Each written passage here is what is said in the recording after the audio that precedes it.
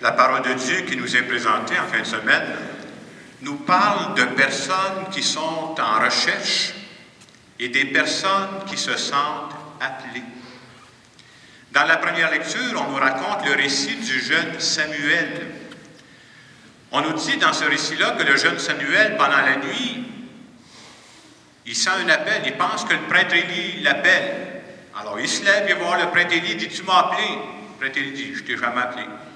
Retourne te coucher. » Et la lecture nous répète, ça se repasse 3 fois. Et quand c'est la 3e fois qu'il va voir le prêtre Élie comprend, il dit « C'est le Seigneur qui l'appelle. »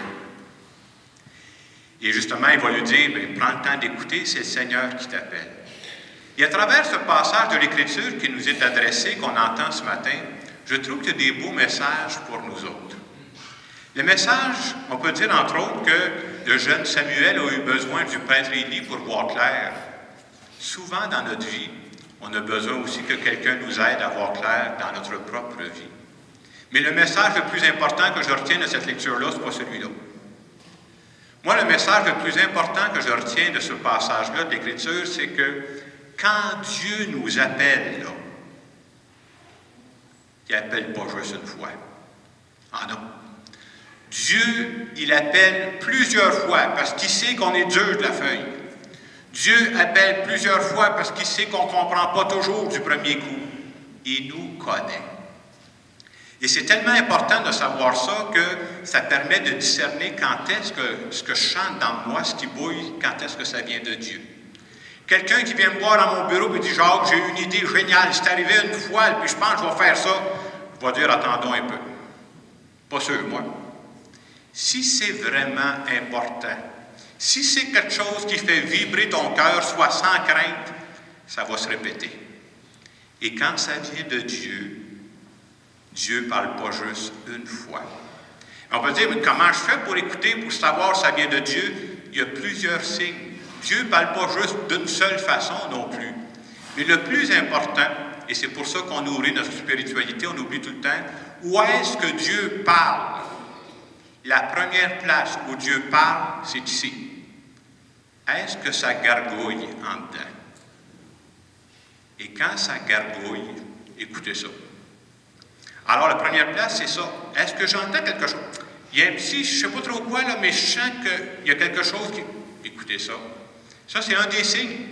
Puis, il y a des signes qui convergent. À un moment donné, je vais entendre quelqu'un qui me parle de l'affaire. J'écoute ça. Oups, ça vient réveiller la même chose. Ou il m'arrive un événement dans ma vie que je n'avais pas prévu, là. Encore une fois, ça me parle de la même chose. Donc, vous voyez, quand Dieu parle, c'est comme s'il y a un ensemble de signes, puis quand ça s'en va dans la même direction, Dieu est en train de me dire quelle orientation il aimerait que je donne à ma vie. Alors, si quelqu'un vient me voir et dit « Jacques, ça fait, je sais pas, ça fait 6 mois, ça fait 1 an, il y a telle histoire qui me revient toujours par la tête, puis je me sens un petit peu appelé à ça, puis ça se répète. » Là, je vais dire « Écoute, prenez le temps d'écouter. Dieu est en train de te parler. » Avoir la foi, c'est croire que Dieu parle aujourd'hui. Puis il y a quelque chose à me dire à moi, là. Puis il ne joue pas à cachette avec moi, là. Il répète. Parce qu'ici, je ne comprends pas du premier coup, là. Et un cœur qui est en santé, c'est un cœur qui est en recherche. Et quand on arrive dans l'Évangile de ce matin, on voit que 2 disciples, les disciples de Jean-Baptiste, qui se mettent à suivre Jésus. Puis Jésus se retourne et il dit « Coudonc, que cherchez-vous? » Mais déjà, ces disciples-là, s'ils avaient commencé à marcher derrière Jésus, vous savez ce que ça veut dire? Ils étaient déjà en recherche. Ces gens-là étaient déjà disponibles pour qu'il arrive du nouveau dans leur vie. Alors ce matin, quand on entend cette parole de Dieu, c'est à nous autres que ça s'est adressé, hein? C'est comme si Jésus nous demandait, vous autres, là, ce matin, là, le 15 janvier 2012, que cherchez-vous?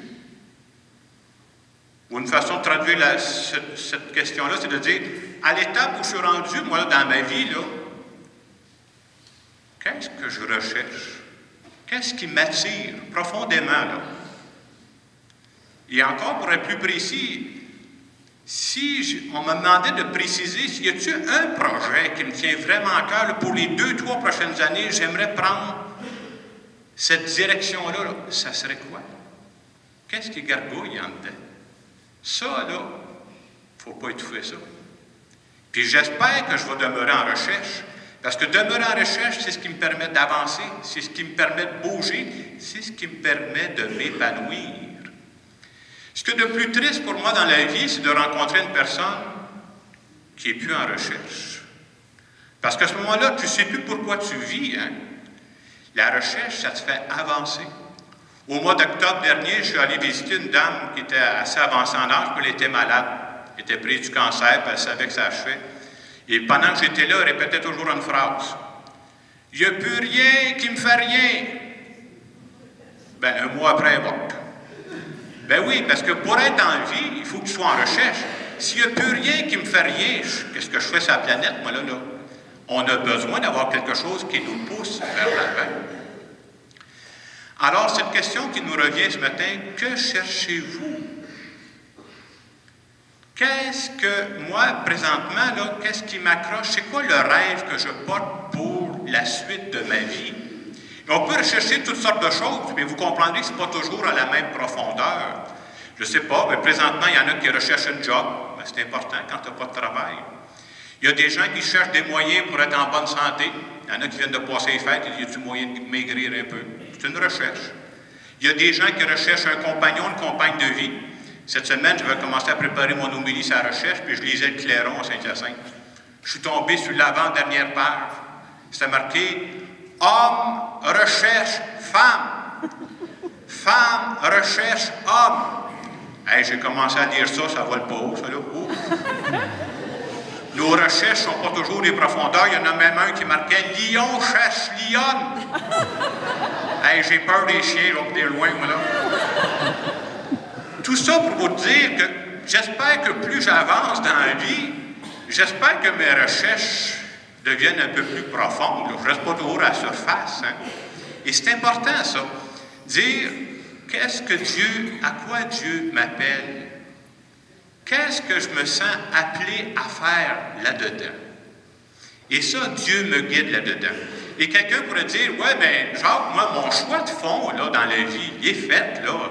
J'ai pu à répondre à ça. Moi, je ne pense pas ça. Je pense que oui, il y a un choix de fond. On ne changera pas de vie à chaque fois, là, c'est pas ça. Mon choix de fond est fait, mais comme on le voyait avec Samuel, il y a toujours un deuxième appel. Il y a toujours un troisième appel. Et vous allez voir que Dieu, il y a de la suite dans ses idées. Tu sais, je pourrais dire, moi, je ne sais pas, mon choix de fond, il est fait, moi, je suis prêtre, là. Je ne veux pas faire d'autres choses dans la vie, là. Mais Dieu m'appelle encore. C'est pas réglé, ça, cette affaire-là. Comment être prêtre pour 2012, 2013, les années qui viennent, c'est pas réglé.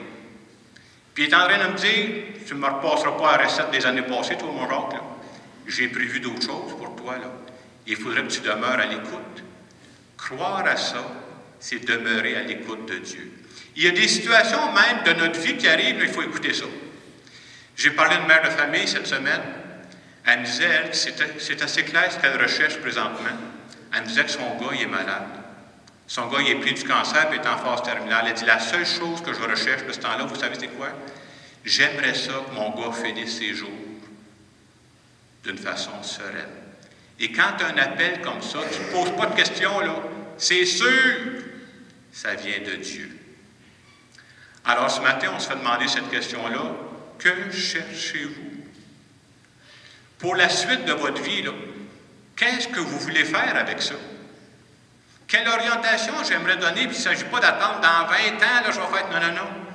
Dans les 2-3 prochaines années, quelle base j'aimerais que ça prenne ma vie, là? Ça serait quoi une priorité que je ne voudrais pas passer à côté? Puis ça fait une secousse, ça me fatigue. Ça fait une secousse que ça gargouille. Étouffer jamais ça. Dieu est en train de parler. Et ce matin, à travers notre célébration, on prend le temps de s'arrêter. Ce qu'on veut dire à Dieu, c'est la même parole que le prêtre Élie a dit au jeune Samuel. Parle, Seigneur. Ton serviteur écoute. Parle, Seigneur. Ta servante écoute. Prenons un moment pour l'écouter.